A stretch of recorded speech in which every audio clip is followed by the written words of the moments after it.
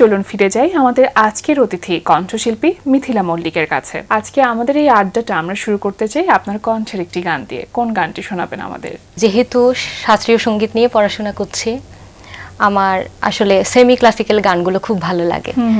তো প্রথমে একটি এমন ধাঁচের একটি গান করতে চাই। কোন গান সেটা? শ্রদ্ধেয় শিপ্রা বসু ম্যামের গাওয়া তোমাকে ভালোবেসে কি পেলাম উপহার।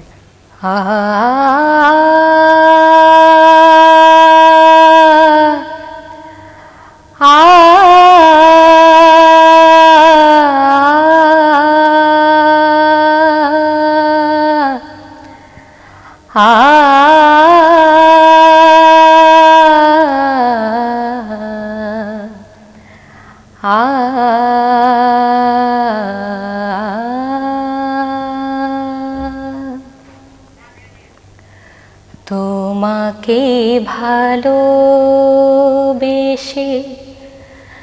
কি পেলাম উপহার,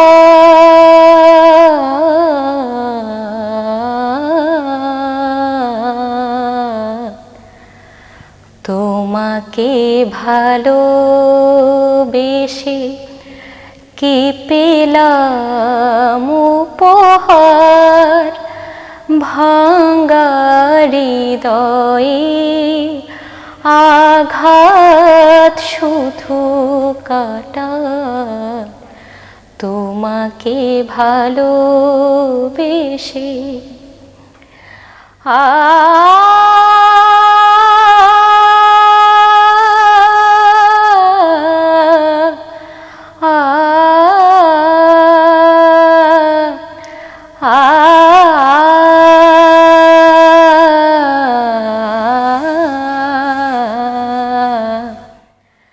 তোমাকে ভালোবেসে কি পেলাম উপহার, ভাঙা হৃদয়ে আঘাত শুধু কাটার, তোমাকে ভালোবেসে।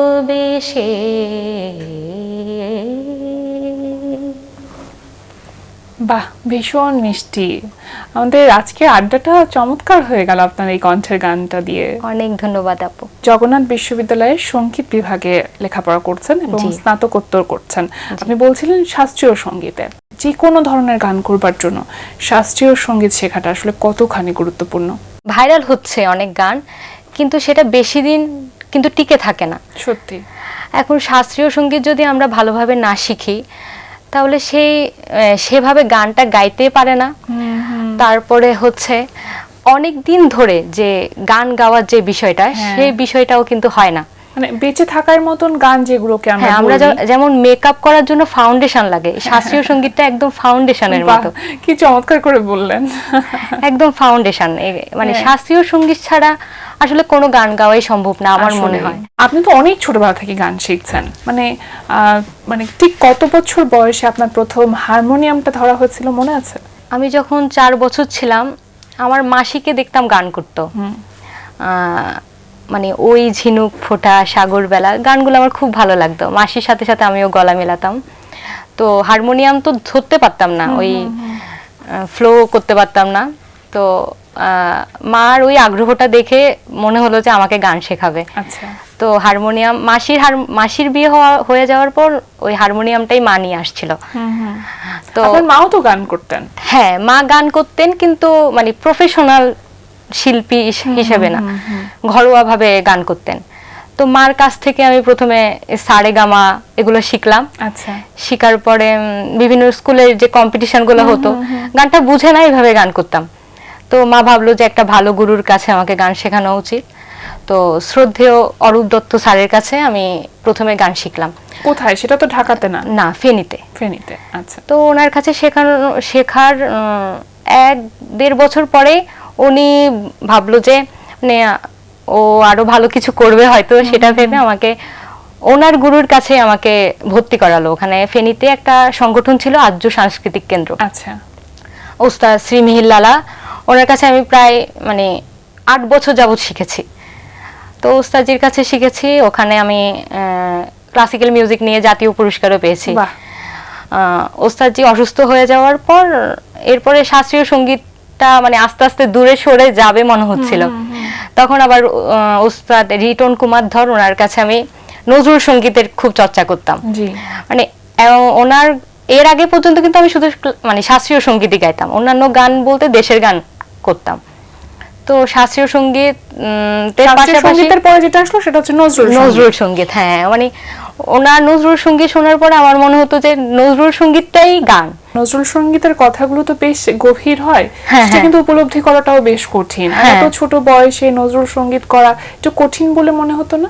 শাস্ত্রীয় সঙ্গীত করার কারণে মানে রবীন্দ্রসঙ্গীত থেকেও নজরুল সঙ্গীতটা আমার বেশি ভালো লাগতো। আচ্ছা, টান তো বেশি, সুরটা, নজরুল গানের সুরের ধারাটা তো খুব সুন্দর, খুব টানে, এবং শাস্ত্রীয় সঙ্গীতের সাথে অনেকটাই কানেক্টেড। সেজন্য আমার খুব ভালো লাগতো। তো ওনার কাছে আমি প্রায় 5-6 বছর নজরুল সঙ্গীতের পাশাপাশি আমি কিন্তু ওনার কাছে শাস্ত্রীয় সঙ্গীতও শিখতাম। কিন্তু ভালো লাগাটা তখন তৈরি হয়ে গিয়েছিল নজরুল সঙ্গীতের বিষয় আর কি। তো ওখানে আবার আমার নজরুল সঙ্গীতে পরপর 2বার জাতীয় পুরস্কার পেলাম। দেশের গানেও পাশাপাশি পেয়েছি জাতীয় শিক্ষা সপ্তাহ আর জাতীয় শিশু পুরস্কার। জাতীয় পুরস্কার আসলো, আর নজরুল সঙ্গীতের একটা অ্যালবাম বাংলাদেশ শিল্পকলা একাডেমি থেকে বের হয়েছিল। ছোটবেলায় এত পুরস্কার পাওয়া, এই পুরস্কারগুলো তো অনুপ্রাণিত করেছেন নিঃসন্দেহে, মানে এখানে কোনো সন্দেহই নাই। কিন্তু তারপরও পরবর্তীতে গিয়ে জগন্নাথ বিশ্ববিদ্যালয়ে আপনি যখন সঙ্গীত বিভাগে ভর্তি হলেন, এই সিদ্ধান্ত কি আপনার নাকি পরিবার থেকে সাপোর্টটা দিয়েছে বেশি? সায়েন্স নিয়ে পড়াশোনা করেছি, মা চেয়েছিল যে মানে যেমন চায় প্রত্যেক মা বাবা, ডাক্তার বা ইঞ্জিনিয়ারিং কোনো সাবজেক্টে পড়াশোনা করব। তো বাবা বলেছিল ওর যা পছন্দ সে তাই করবে।